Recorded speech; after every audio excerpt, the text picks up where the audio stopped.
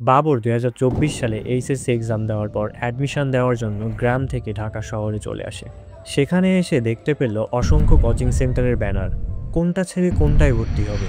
পরে সে লক্ষ্য করলো 50-এ 49 জন চান্স পাওয়া একটি ব্যানার। সে আর কিছু না ভেবেই সেখানে ভর্তি হয়ে গেল। প্রথমত সে ঢাকা শহরে নতুন, থাকা খাওয়া তেমন ভালো না। তারপর অসংখ্য শিক্ষার্থীদের মাঝে সে ডেইলি এক্সাম উইকলি এক্সামে পারফর্ম করতে পারছে না। একদিকে সে কষ্ট করে ঢাকার পরিবেশের সাথে মানিয়ে নিতে পারছে না, দিন দিন অসুস্থ হয়ে পড়ছে, আর অন্যদিকে সে তার ফলাফলে হতাশ। এমনটা চলতে চলতে তার এক্সাম চলে আসলো, কিন্তু সে কোথাও চান্স পেল না। অন্যদিকে সে ডিপ্রেশন এবং পিয়ার প্রেশারে ভুগতেছে।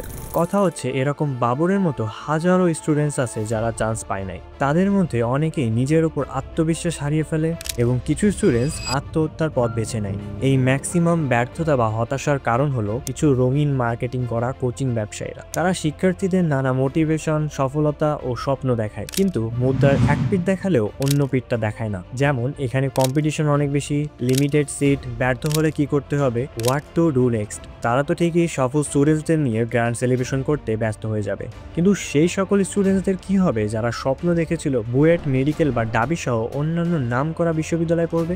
আজকে সেই সব কোচিং ব্যবসায়ীদের নিয়ে কথা বলবো যাদের মেন উদ্দেশ্য হলো স্টুডেন্টসদের স্বপ্ন দেখিয়ে টাকা হাতিয়ে নেওয়া। চলুন শুরু করা যাক।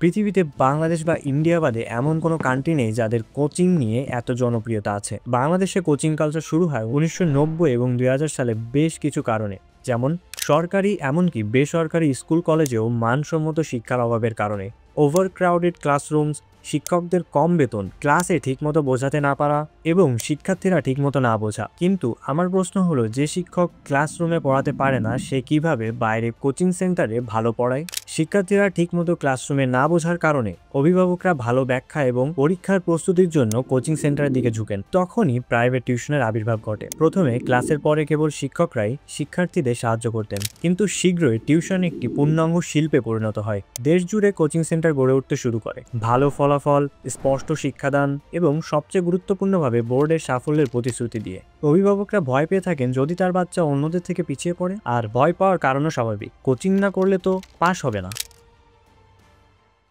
পপুলার ব্রান্ডস লাইক দুধভাস, ডিসিসি, বেচিনা, আনএইড, ওমেগল মার্কেট দখল করে নিয়েছে। দখল করবেই না কেন, 32,000 কোটি টাকার মার্কেট বলে কথা।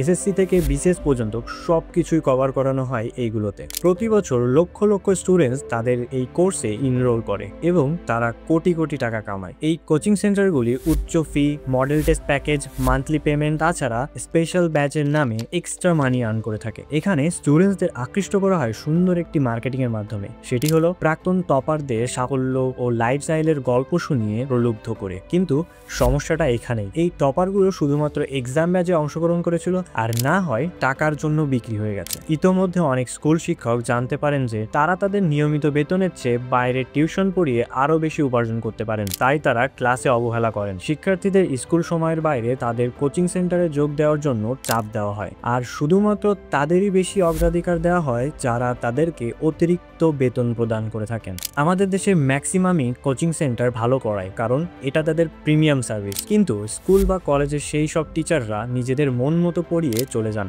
কেউ কি বুঝলো বা না বুঝলো তাদের কিচ্ছু যায় আসে না। ইভেন কোনো স্টুডেন্টস প্রশ্নও করতে পারে না, কারণ তাদের শুরুতেই বলে দেওয়া হয় তোমাদের সিলেবাস অনেক বড়, শেষ করতে হলে দ্রুত গতিতে যেতে হবে। তাই কেউ অযথা কোয়েশ্চেন করবে না, যাতে তোমার জন্য অন্যের ক্ষতি হয়। এই একটা মাত্র ভয়ে কেউ কোয়েশ্চেনই করে না। আর সেই সব টিচাররাই বাইরে প্রতিশ্রুতি দেয় তার কাছে পড়লে সিলেবাস শেষ হবে, প্লাস রিভিশনও দেওয়া যাবে। এখনকার টিচাররা স্কুল বা কলেজে জয়েন করে শুধুমাত্র টিচার হওয়ার একটা ট্যাগ পাওয়ার জন্য, বাকি ব্যবসাটা তারা বাইরেই করে। অনেক কোচিং শিক্ষকের প্রশ্ন নির্ধারক এবং বোর্ড কর্মকর্তাদের সাথে যোগসূত্র থাকে। They predict common questions not through hard work but insider information. প্রশ্নপত্র ফাঁস এবং শেষ মুহূর্তে সাজেশন। প্রশ্নপত্র ফাঁস হওয়া এক্সক্লুসিভ ব্যাচগুলি অস্বাভাবিক কিছু নয়। যদি বিসিএস এর মতো কম্পিটিটিভ এক্সামেরও কোয়েশ্চেন ফাঁস হতে পারে, তাহলে এইচএসসি ও এসএসসি তার কাছে কিছুই না। কিছু কিছু এলাকায় কোচিং সেন্টারগুলি প্রশ্নপত্র ফাঁস বা অভ্যন্তরীণ টিপসগুলি অফিসিয়াল কর্মকর্তাদের কাছ থেকে পান। এইগুলি উচ্চ মূল্যে অভিজাত ছাত্র বা ভিআইপি ব্যাচের কাছে বিক্রি করা হয়। এমন কোচিং সেন্টারও আছে যারা গ্যারেন্টি অফার করে থাকে, পাস করানো হবে নয়তো টাকা ফেরত দেওয়া হবে। আরো খারাপ বিষয় হলো কিছু কোচিং মালিকের শক্তিশালী রাজনৈতিক দলের সাথে যোগসূত্র রয়েছে, তাই প্রশ্ন ফাঁস বা শিক্ষার্থীদের সাথে দুর্ব্যবহার করার সময় ধরা পড়লেও তাদের কোনো পরিণতি ভোগ করতে হয় না। এটি একটি সুরক্ষিত নেটওয়ার্ক এবং এটি শিক্ষা নয়, এটি একটি শোষণ। 2020 সালে আসা কোভিড-19 এই কোচিং বিজনেসের খেলা বদলে দিয়েছে। লকডাউনের সাথে সাথে অনলাইন শিক্ষার উত্থান ঘটে, সেই সাথে অনলাইন গুরুদের সংখ্যা দিন দিন বাড়তেই থাকে। লাইক ডিসিএস, খোলা পাঠশালা, বালকেস্টাইন দেখো, তারা কোয়ালিটি এডুকেশন প্রোভাইড করলেও স্টুডেন্টসদের তেমন কোনো লাভ হচ্ছে না, তারা প্রকৃত অর্থে শিক্ষিত হতে পারছে না। এই সকল অনলাইন কোচিং ব্যবসায়ীদের বেশ কিছু সমস্যা রয়েছে, যেমন একাডেমিক ব্যাচগুলোতে মাত্রাতিরিক্ত কন্টেন্ট অ্যাড করা হয়ে থাকে, অন্যদের থেকে আপডেট বা ট্রেন্ডি থাকার জন্য বা ইউনিক হওয়ার জন্য আইআইটি এর ম্যাথ করানো হয়ে থাকে, যা 99.9% ক্ষেত্রে প্রয়োজন নেই। যেই টপিকগুলো 1-2 আওয়ারে কমপ্লিট করা যায় সেই টপিকগুলোকে 12 থেকে 14 ঘন্টায় দীর্ঘায়িত করা হয়। অতিরিক্ত টাকা কামানোর জন্য 3 থেকে 4টা চ্যাপ্টারকে সাইকেল ওয়াইজ ভাগ করে কোর্স সেল করা হয়। শুধু তাই না, কম্পিটিশন এগিয়ে থাকার জন্য এইচএসসি 27 ব্যাচের জন্য কোর্স অলরেডি লঞ্চ করা হয়ে গেছে, যারা রিসেন্টলি 1-2 সপ্তাহ আগে এসএসসি দিয়ে বের হয়েছে। রিসেন্টলি প্রধান উপদেষ্টা জাপানে 1 লাখ স্টুডেন্ট পাঠানোর প্রসঙ্গ নিয়ে আলোচনা করেন। ঠিক তার কিছু সময় পর সেলিব্রিটি অপার ভাইয়া পোস্ট দেন তিনি জুলাই মাসে জাপানি ল্যাঙ্গুয়েজ প্রোগ্রাম চালু করতে যাচ্ছেন। তারা স্টুডেন্টসদের মোটিভেশন দিয়ে এমনভাবে ম্যানিপুলেটেড অর ফ্যান্টাসাইজ করে ফেলেছে যে তাদের ব্যাপারে যদি কেউ খারাপ কোনো মন্তব্য করে সেই ম্যানিপুলেটেড স্টুডেন্টসরা সেগুলো নিয়ে প্রোটেস্ট করে। আমি তাদেরকে একটা টিপস দিব, আপনারা আপনাদের পা ধোয়া পানি প্রোডাক্ট হিসেবে লঞ্চ করতে পারেন, দেখবেন আপনাদের ম্যানিপুলেটেড স্টুডেন্টসরা ঠিকই সেগুলোকে কনজিউম করবে। তারা ভার্সিটিগুলোকে এমনভাবে রিপ্রেজেন্ট করেছে যে এটা ছাড়া একটা স্টুডেন্টসের লাইফ বৃথা। কিউএস ওয়ার্ল্ড ইউনিভার্সিটি র্যাঙ্কিংস অনুযায়ী ডিইউ 554তম, বুয়েট 761 থেকে 770তম র্যাঙ্কিংয়ে রয়েছে। ওয়ার্ল্ডের মধ্যে টপ 100 এর মধ্যে না থাকলেও আমাদের দেশে খুবই মাতামাতি রয়েছে এগুলো নিয়ে। কারণটা খুবই simple, it's became a brand.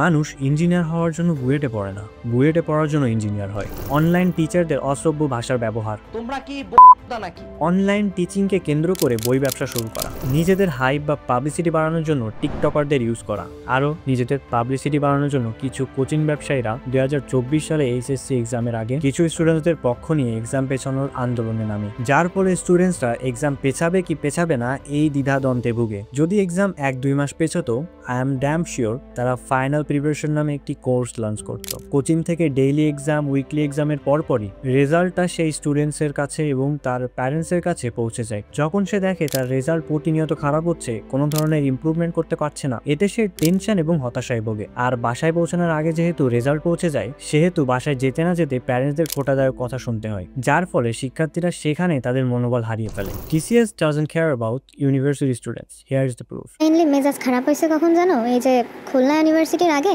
দেখি কি কোনো গাইডলাইন কোনো কিছু শেয়ার করতেছে না, যে এরকম কোনো পরীক্ষা এক্সিস্ট করে এদের তা নিয়ে কোনো মাথা ব্যথা নাই। ওদের কাছে বুয়েট হয়ে গেছে, ডিইউ হয়ে গেছে, মেডিকেল হয়ে গেছে, সব চান্স পেয়ে গেছে, ওরা আছে ওদের নিয়ে। আমি সে সময় পুরো হাল পাইতেছি না, এরকম অবস্থা, মাঝ সমুদ্রে আটকায় গেছি এরকম, কোনো গাইডলাইনই পাইতেছিলাম না। অফলাইনে তো কোনো টিচার পড়তামও না, আর ওদের উপর মোটামুটি একটু ভরসা যাচ্ছিল, কিন্তু খুলনা ইউনিভার্সিটির আগে টোটালি আমার এদের উপর থেকে সব উঠে গেছে। CQ solve sheet, MCQ solve sheet, practice book, preparation book, master question bank etc, ক্লাসের পড়া বোঝা থেকে শুরু করে সব কিছুতেই শিক্ষকের নির্ভরশীলতা হওয়া। যদি অনলাইন এডুকেশন বা কোচিং সেন্টার থেকে কোয়ালিটি এডুকেশন পাওয়া যেত, তাহলে চান্স প্রাপ্তের সংখ্যা দূরে থাক, অ্যাটলিস্ট এক্সামগুলোতে পাস কেন করতে পারছে না? কেন এত ভালো এডুকেশন দেওয়ার পরেও পাশের হার বাড়ছে না? এইবার দেশের 1 নম্বর ইউনিভার্সিটিতে পাশের হার ছিল 9.85%। কোচিং সেন্টারগুলি বই প্রকাশনা সংস্থাগুলির সাথে দৃঢ় সম্পর্ক স্থাপন করেছে। অনেক ক্ষেত্রে এই প্রকাশকরা মডেল টেস্ট বই, গাইড বই এবং তথাকথিত সাধারণ বই ছাপানোর পর সেইগুলো কোর্স উপকরণের অংশ হিসেবে তাদের কাছে পড়া শিক্ষার্থীদের কিনতে বাধ্য করা হয়। অনেক শিক্ষক এমনকি কোচিংয়ের পছন্দের বইয়ের ওপর ভিত্তি করে নয়, সেই সব উত্তর গ্রহণ করতে অস্বীকৃতি জানান। প্রকাশকরা বিনিময়ে প্রচুর মুনাফা অর্জন করে থাকেন। কিছু ক্ষেত্রে কোচিং শিক্ষকরা ছদ্মনামে গাইড বই লিখে থাকেন এবং সেইগুলোর বিক্রির অংশ থেকে কিছু অংশ পান। এই সম্পর্কগুলি কোচিং সেন্টারগুলিকে আরও বেশি প্রভাবশালী করে তোলে। এমনকি স্কুলগুলিও পরোক্ষভাবে অংশগ্রহণ করে, পাঠ্যপুস্তকের পরিবর্তে গাইড বই সুপারিশ করে অথবা শ্রেণীকক্ষে বই উপকরণগুলিকে অনুমোদিত করে। আর এইভাবেই বৃত্তটি সম্পূর্ণ হয়। কোচিং সেন্টার থেকে বই প্রকাশক থেকে শ্রেণীকক্ষ, সকলেই একটি লাভের শৃঙ্খলে কাজ করে, কোনো শিক্ষার শৃঙ্খলে নয়। এখন কথা হচ্ছে এইসব জানার পরও স্টুডেন্টসরা কেন তাদের কাছে যাচ্ছে। কারণটি হলো হাইপার কম্পিটিটিভনেস। এই মেন্টালিটি ছোটবেলা থেকে তাদের প্যারেন্টসরা তাদের ওপর ফোর্সফুলি ঢুকিয়ে দেয়। কেউ আসলে পিছিয়ে থাকতে চায় না। 2025 সালে এসেও বাঙালি প্যারেন্টসরা মনে করেন যে ডক্টর, ইঞ্জিনিয়ার বা সরকারি চাকরিজীবী বানাতে পারলে লাইফ সেট। এই ব্যাকডেটেড চিন্তাধারার পেছনে মূল কাজ করে থাকে এই কোচিং বিজনেস। তারা এইগুলো করে থাকে ওল্ড একটি মেথডের মাধ্যমে, পোস্টার, ব্যানার মার্কেটিং এবং ইমোশনাল ডিসিশন টেকিং এর মনোভাব সৃষ্টির মাধ্যমে। তারা মার্কেটিং এ এডুকেশন সেল করে না, তারা সেল করে dream, hope to becoming doctors and engineers. Cause they know very well most of the people take 90 to 95% of their decisions through emotion. অনেকের বাসায় প্রতিটা সাবজেক্টের জন্য আলাদা আলাদা টিচার থাকে, আর যারা এইসব টিচারদের অ্যাফোর্ড করতে পারে না তারা দৌড়ায় লোকাল কোচিং ব্যবসায়ীদের পেছনে। এমন অনেক অদরকারি জিনিস পড়ানো হয়ে থাকে যেটা পড়াতে 1-2 ঘন্টা সময় লেগে থাকে, সেটাকে তারা দীর্ঘায়িত করে 12 থেকে 14 ঘন্টার ক্লাসে রূপান্তরিত করে। এর পেছনে মেইন রিজনটা হলো শিক্ষার্থীদের আকৃষ্ট করা, তাদেরকে বোঝানো যে তাদের প্ল্যাটফর্মে অনেক বেশি পড়ালেখা করানো হয়ে থাকে।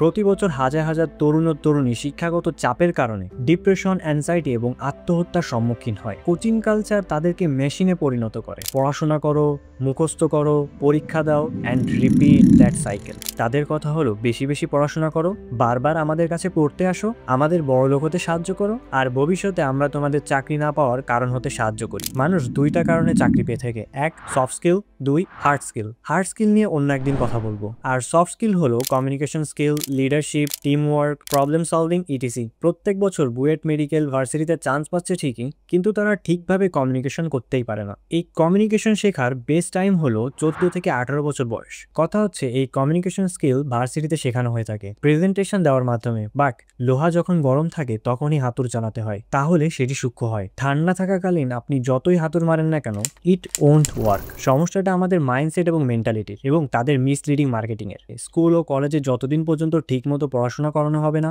ততদিন এই কোচিং ব্যবসা চলতে থাকবে। আমি বেসিক্যালি কাউকে টার্গেট করে নয় বা পার্সোনালি ঝামেলার জন্য ভিডিওটি মেক করছি না। আমার উদ্দেশ্য হলো সচেতনতা সৃষ্টি করা, কে কোথায় ভুল করতেছে, কে কোথায় অন্যায় করতেছে সেটাকে তুলে ধরা। আমার আম্মু আমাকে শিখিয়েছেন টিচারদের সবসময় সম্মান করা। কেউ তোমাকে একদিন কোনো ভালো শিক্ষা দিয়ে থাকলেও সে তোমার শিক্ষক। তোমার কোনো ভুলের কারণে যদি কোনো শিক্ষক কষ্ট পেয়ে থাকে, তাহলে তুমি কখনো কোনোদিন ভালো কিছু করতে পারবে না এবং ভালো মানুষ হতে পারবে না। এই শিক্ষাটা আমার আম্মু আমাকে দিয়েছেন। তারাও দিন শেষে এগুলা তাদের নিজেদের ফ্যামিলির জন্য করে থাকেন। তারাও চায় তাদের ফ্যামিলি ভালো থাকুক, সুখে থাকুক, কিন্তু এটা করতে যেয়ে তারা কখনো দেখে না যে অন্য একটা পরিবারে কত বড় ক্ষতি হচ্ছে। এই কোচিং ব্যবসায়ীদের কাছে অনেক স্টুডেন্টস তাদের মূল্যবান সময় নষ্ট করে থাকে, যেটা সে অন্য কোনো স্কিল ডেভেলপমেন্টে দিয়ে থাকলে তার চাকরি পেতে সেটা সহজ হতো। এই একটা কারণে বাংলাদেশের বেকারত্বের হার বেশি। তারা পুঁথিগত শিক্ষাকে বেশি প্রাধান্য দেয়, স্কিল ডেভেলপমেন্টকে নয়। আমরা আমাদের রুট লেভেল বা এডুকেশন সিস্টেমে যদি খুব দ্রুত পরিবর্তন না নিয়ে আসি, তাহলে আমরা কখনো সফল জাতি হতে পারবো না।